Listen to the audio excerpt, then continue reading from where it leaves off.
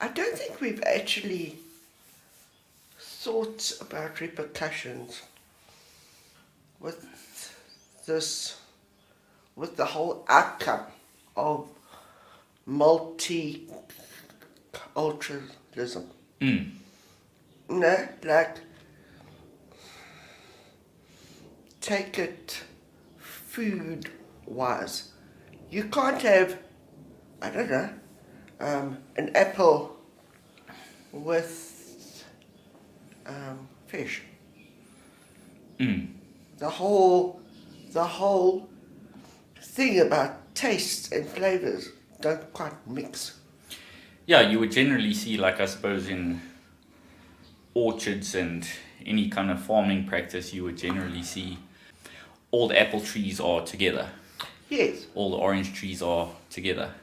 I'm not saying they must be miles away. No. But when you've got totally opposite faiths and ideas and ways of life, and if the one side does not, value life, it is a problem. Yeah. I think it does simply just come down to the ideology that you have and the ideology that you've been brought up with. If there is a conflicting view or conflicting ideology that the people around you have, it's very difficult for you to assimilate into that kind of culture or into that way of thinking. And that unfortunately goes both ways. Oh, yes. You can see, Definitely. South Africa has become a very big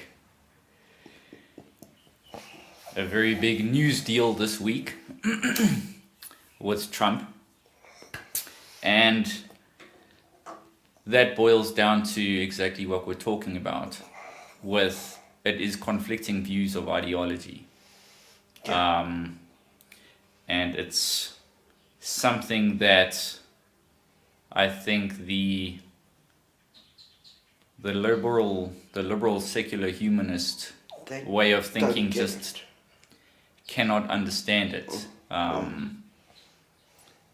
It's never worked in history where people with conflicting ideas or different ideologies, should they come together, one is always going to oppress the other. And this is what we're talking about today.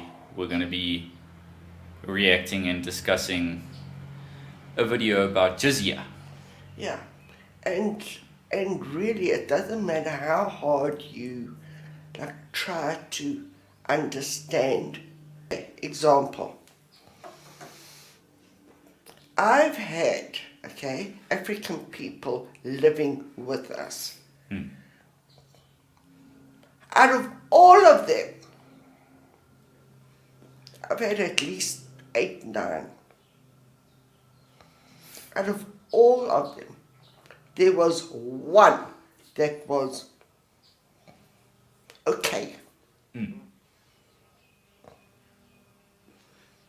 No, and you feed them, you let them into your home, you speak to them, they're just nice,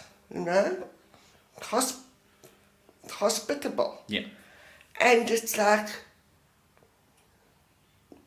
there is a certain point where you just hit this wall. You have to be very clear with the fact that it's got nothing to do with race. No, it's got to do with ideology. Yeah. You can see certain people of certain races can change ideology and can assimilate. When they assimilate to the majority, that's when it ends up working well. But now the thing is, the majority might not necessarily have the best ideology. But that's, for the analogy, let's leave that aside. The point is, if you assimilate, you'll be okay. Yeah. So even if you choose to assimilate to a terrible ideology, it's going to go well for you. Well, it's going to go better than if you choose not to assimilate. Yeah. As we'll be seeing shortly in the jizya, that's a forced assimilation. The only way that you can be okay, and, because Islam is not the greatest ideology, even if you do choose to assimilate and do choose to pay jizya, you'll be somewhat protected, insofar as you continually say, I'm willing to be subjected, I'm willing to submit to all these unfair rules and requirements.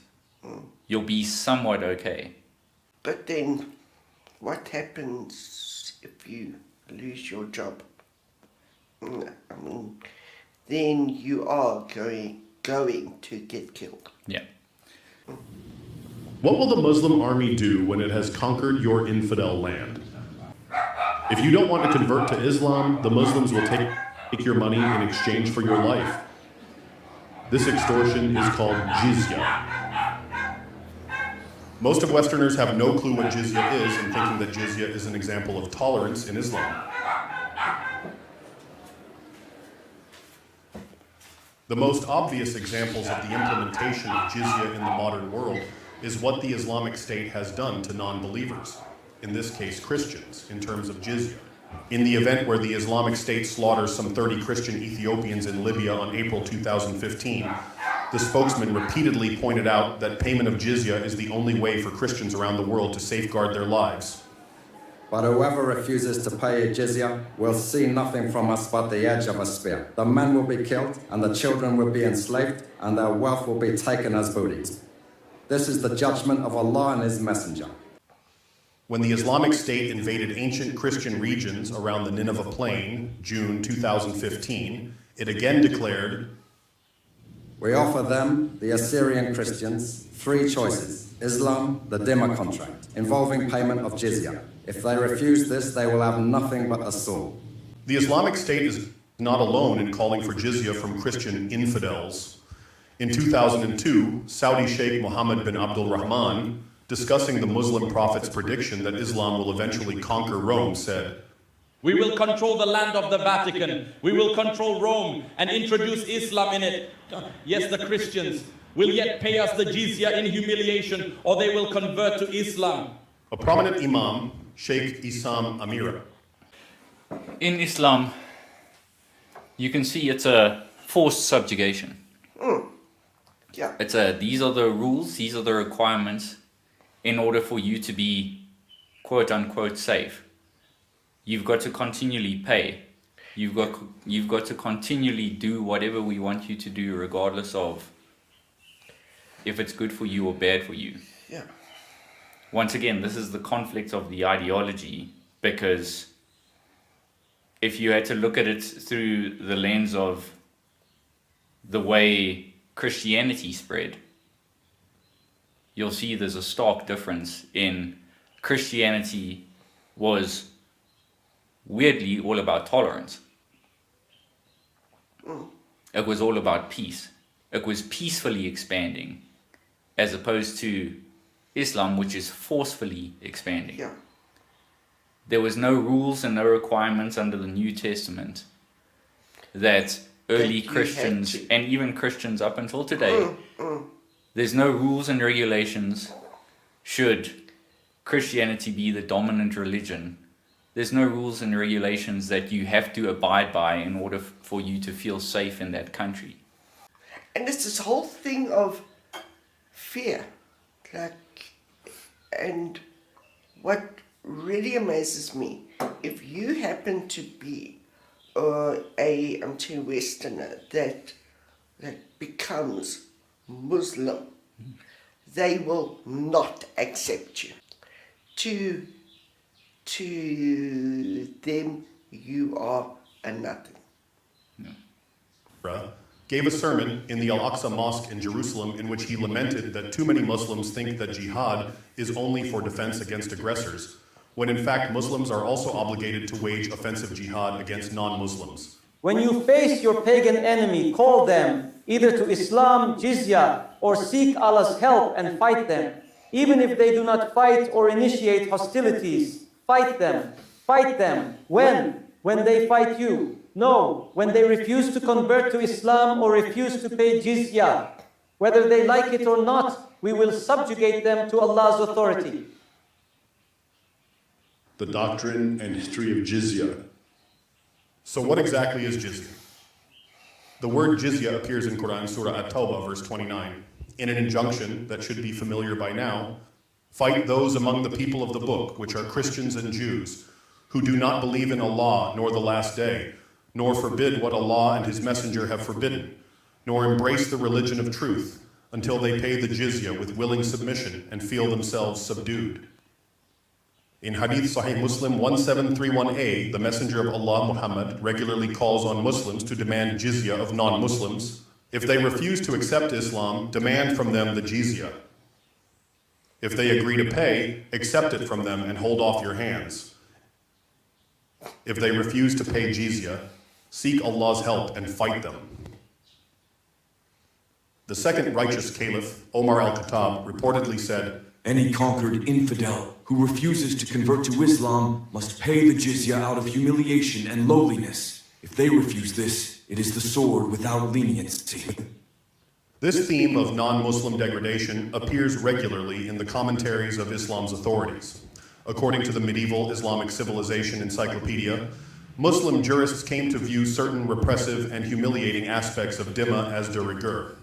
Dhimmis, subjugated non-Muslim Christians and Jews, were required to pay the jizya publicly, in broad daylight, with hands turned palm upward, and to receive a smart smack on the forehead or the nape of the neck from the collection officer. And here, once again, you can kind of see the the distinction between Islam and Christianity. Under Islamist rule, everybody that isn't a Muslim will be considered a dhimmi, which is a second-class citizen. Yeah. Once again, in Christian, Western, Judeo-Christian ideology, you're not considered a second-class citizen if you're not a Christian. No. You're just considered a person that isn't Christian. Yeah. I mean, and it's a choice. Yeah. There is no sword. There's no fear. It's Yeah. like, well, it's all right. Yeah. You know. Of course, you'll be, under a Christian civilization, you'll be encouraged to become Christian. Yeah. But should you choose not to be Christian, you'll not be considered second class or anything like that. You'll simply just be considered, well, okay, you're not Christian. Yeah. Yeah, and I mean, you are not going to actually lose, okay, your car or your, like, home. No. You know? I No. mean, it's okay.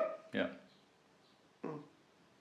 And what, like, I found terrible, why do they have to be so insulted when until you do actually pay? Yeah. You know? Like, thank you. Hmm. You know? Yeah. Like, it's shocking. Yeah. No, it does seem like it's unnecessarily harsh.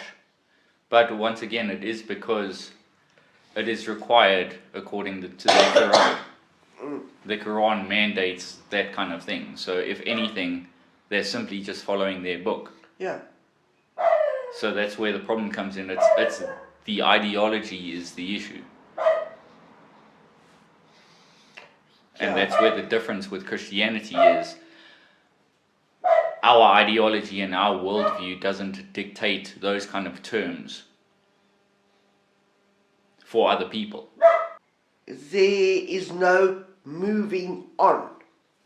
It's there, and that's it. No? Yeah. There is not a lot of Thinking, there's not of progression. This is the way it's always been done, and this is how we need to carry on enacting it. As opposed to the Bible, which is, it lays the foundation for you to progress from it. Not change it, No. simply progress from it. Yeah. Because there's a lot of openness that this allows, as opposed to that which is incredibly rigid. If there happens to be a person that happens to be a Muslim and leaves, well, Yeah. Some of Islam's jurists mandated a number of other humiliating rituals at the time of jizya payment, including that the presiding Muslim official slap, choke, and in some cases pull the beard of the paying dhimmi, who might even be required to approach the official on all fours, in bestial fashion. Put simply, conquered non-Muslims like us must pay for our lives, which would otherwise be forfeited to the Muslim conquerors. Instead of taking our lives, they took our money. Our lives and possessions are protected only by the payment of jizya. Past and increasingly present, Muslims profited immensely by exacting jizya from conquered peoples. For instance, Amr bin al-As, the companion of Prophet Muhammad who conquered Christian Egypt in the early 640s, tortured and killed any Christian Copt who tried to conceal his wealth. When a Copt inquired of him, How much jizya are we to pay? the Islamic hero replied, If you give me all that you own, from the ground to the ceiling, I will not tell you how much you owe. Instead, you, Christian Copts, are our treasure chest, so that if we are in need, you will be in need. And if things are easy for us, they will be easy for you. Yet even that was not enough. Caliph Uthman later chided Amr bin al-As because another governor of Egypt had managed to increase our treasury twice as much as you had. You had to milk the camels, the Christians of Egypt, to produce more milk. years later, yet another caliph, Suleiman Abdul Malik, wrote to the governor of Egypt advising him, You better milk the camel more until it gives no more milk, and until it milks blood. Little wonder Egypt went from being almost entirely Christian in the 7th century to today having a mere 10%, and steadily dwindling thanks to ongoing persecution, Christian minority. Related to the idea of institutionalized jizya is the notion that non-Muslims are fair game to plunder whenever possible. According to the jizya entry in the original edition of the Encyclopedia of Islam, first published in 1913, with or without doctrinal justification, arbitrary demands for money appeared at times. Even that medieval traveler, Marco Polo, whose chronicles appear impartial, made an interesting observation concerning the Muslims in Tauris, modern-day Iraq, in the 13th century.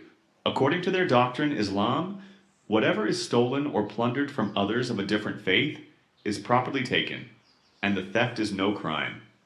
Whilst those who suffer death or injury by the hands of Christians during the course of a plunder-driven raid are considered as martyrs. These principles are common to all Saracens Muslims. All this is echoed in recent times by the words of Sheikh Abu Ishaq al-Huwaini. Even if you choose to defend yourself against raiders or whatever the case may be, those raiders are considered virtuous individuals. Those raiders are considered martyrs for the faith. Yeah. In the meantime, they're raiders and they're busy stealing your stuff and they're busy killing you and your loved ones and all these sorts of terrible things, but they're considered righteous. Yeah, it's so upside down, and it's really that you can't tell bad what you are actually doing. And then people are very quick to go ahead and criticize the Crusades, though. And people are very quick to criticize what all the Crusaders did in terms of liberating the Christian lands, Christian-founded lands, from the Islamist raiders. Yet the Crusaders were criticized and shunned and scorned. Yet they were doing the virtuous thing by liberating Christian lands from raiders, from Islamist raiders. Yet when the shoe's on the other foot, the raiders are considered the heroes under Islam. And so many people have been actually told lies. Yes. And it is frustrating. Because I come to you with a totally different story, well, history, and you're like angry. Why? Spoken a few years ago concerning what the Muslim world should do to overcome its economic problems. فنحن في زمان الجهاد وقد أظلنا زمان الجهاد والجهاد في سبيل الله متعة الصحابة كانوا يتسابقون عليه. هو احنا الفقر اللي احنا فيه الا بسبب ترك الجهاد؟ مش كنا لو كل سنة عمالين ناخده مرة ولا 2 ولا 3 مش كان هيسلم ناس كثيرون في الأرض. واللي يرفض هذه الدعوة ويحول بيننا وبين دعوة الناس نجي نقاتله وناخذوه أسرى وناخذوا أموالهم وأولادهم ونسائهم، وكل دي عبارة عن فلوس. كل واحد مجاهد كان بيرجع من الجهاد وهو جيبه مليان. ليه معاه 2 3 شحطة و3 4 نسوان و3 4 ولاد، اضرب كل رأس 300 درهم ولا 300 دينار ولا حاجة تراجع بمالية كويس. لو هو راح عشان يعمل خطة تجارية في بلاد الغرب عمره ما يعمل الأموال دي، وكل ما يتعذر ياخد راس يبيع ويفك أزمته ويبقى له الغلبة. So, it was for well over a millennium, Muslim rulers and mobs extorted money from infidels under their sway as a legitimate way to profit. Much of this financial fleecing came to an end thanks to direct European intervention. Beginning in the mid-19th century, one Muslim region after another abolished the jizya and gave non-Muslims unprecedented rights, originally to appease Western powers, later in emulation of Western governance. The Ottoman Empire's Hat-i Humayun decree of 1856 abolished the jizya in many Ottoman-ruled territories. Elsewhere in the Muslim world, the jizya was gradually abolished wherever Western powers were present. Today, however, as Muslims reclaim their Islamic heritage, often to the approval and encouragement of a West, now under the spell of multiculturalism, jizya, whether institutionalized as under the Islamic State or as a rationale to plunder infidels, is back.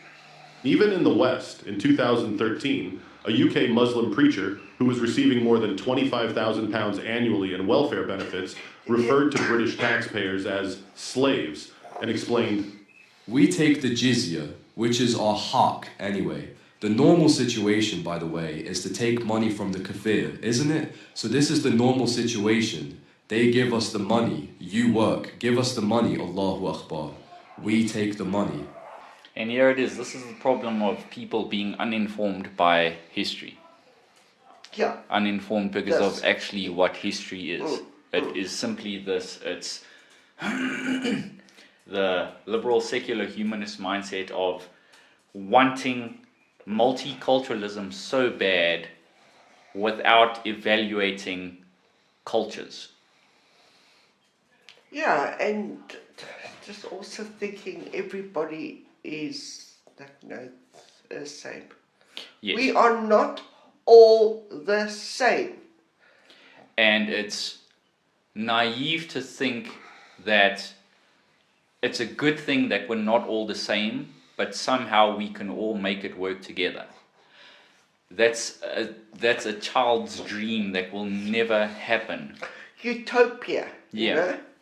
It simply cannot happen, and it will not happen, because what's right for me and what's right for you from a different culture is unfortunately something that we'll never be able to compromise on. There's certain things that cultures throughout history have never compromised on, and in as much as you have a Western mindset that will not yield certain principles that you hold dear, other people have exactly the same mindset, just on the opposite side, and they will never conform their ideas to suit yours.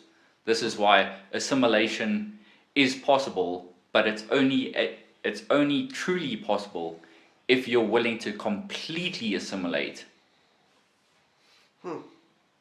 That's why, I was just looking this week, prior to the whole refugee program, or the refugee program in the States, it used to be more geared towards people from Europe. It was more geared towards people that had a Western mindset already, Yeah. that were considered easily assimilatable to the Western, to the American way of thinking, because they were Western to begin with. So it wouldn't be so much of a problem for them to assimilate. The problem is, unfortunately, with the liberal, secular, humanist way of thinking, it's we want all sorts of different cultures to come in, and regardless of whether they assimilate or not, that doesn't really matter.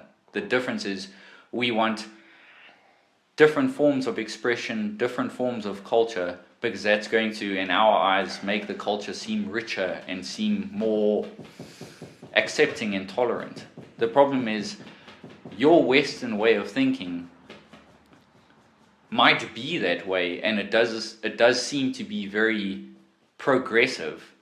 The problem is your progression leads to regression, and your progression is going to lead to, once again, exactly what history's been telling us forever.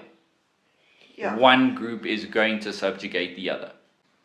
Yes, and now they've got that Muslim only city in Texas. In Texas, yeah. Do you think that, won't grow?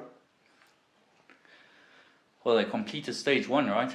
Yeah. So, yeah. Well, yeah, and as soon as there happens to be a 1, there will be a 2. And 3 and 4 and so on. I mean... And by that time, it's going to be virtually impossible to shut that thing down. Yeah, well, I'm sure now that they actually won't be able to. Yeah. Academic lies about jizya. Yet if Muslims, from Islamic State jihadis to Egyptian university professors, know the truth about jizya, the West is today oblivious thanks to its leading authorities on Islam, Western academics and other experts and talking heads. Consider the following excerpt from John Esposito, director of the Prince Al-Walid Center for Muslim Christian Understanding at Georgetown University, and a widely acknowledged go-to source for anything Islamic.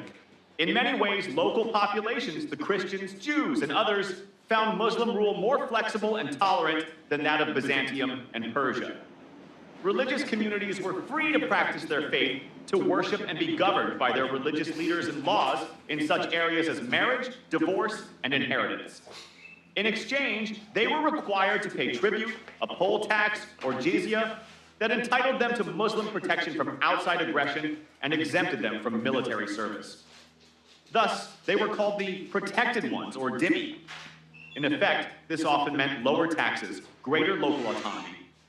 Despite the almost gushing tone related to Muslim rule, the idea that jizya was extracted in order to buy Muslim protection from outside aggression is an outright lie.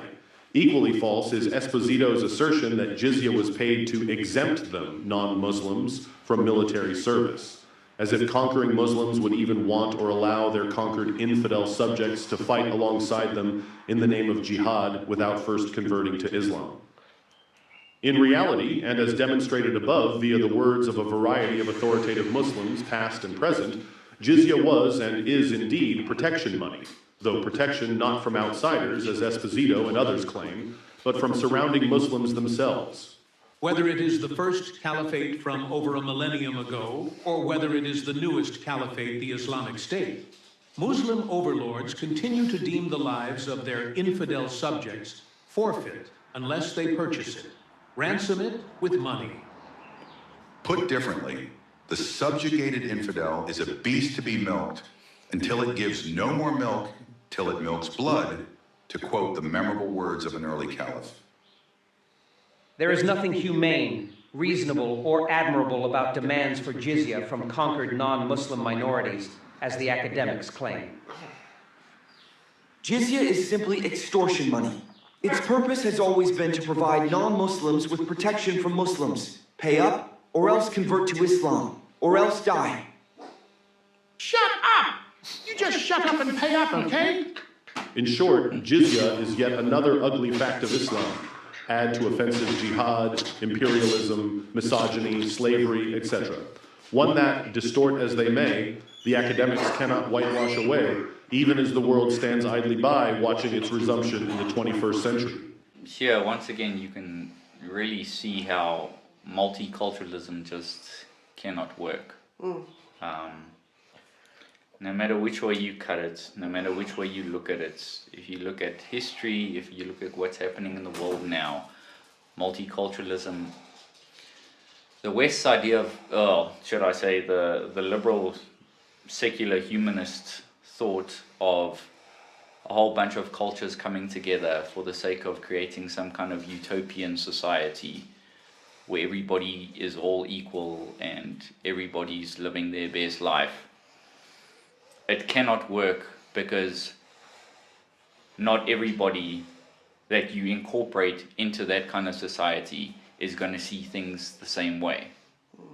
The rules that you're playing by and the rules that they're playing by is simply different. And because of your enlightenment way of thinking, that you've adopted this idea of compassion and tolerance and wanting peace amongst all the cultures that you've adopted into your culture. The other cultures that you've adopted into your culture don't have that same ideology. They haven't experienced the Enlightenment. Because they haven't experienced the Enlightenment, this is why I disagree with the Enlightenment. Because they haven't experienced the Enlightenment, they don't see things as utopian as you do. Because you've got an idea of compassion towards multiculturalism, they don't have that same compassion towards multiculturalism. They've got these are the laws that we have to adhere to. If we're in charge, we're going to make you also adhere to these laws. And in fact, even if we're not in charge and we're in the same society as you, we're going to do our best to make you fit into our laws. Once again, this is why Christianity is far superior. Our quote-unquote laws and quote-unquote things that we want you to adhere to, they're simply done out of love. They're simply done out of compassion for you. It's not a requirement that we're going to force down your throat. It's an encouragement that we want to encourage you to do, but we're never going to force you to do it.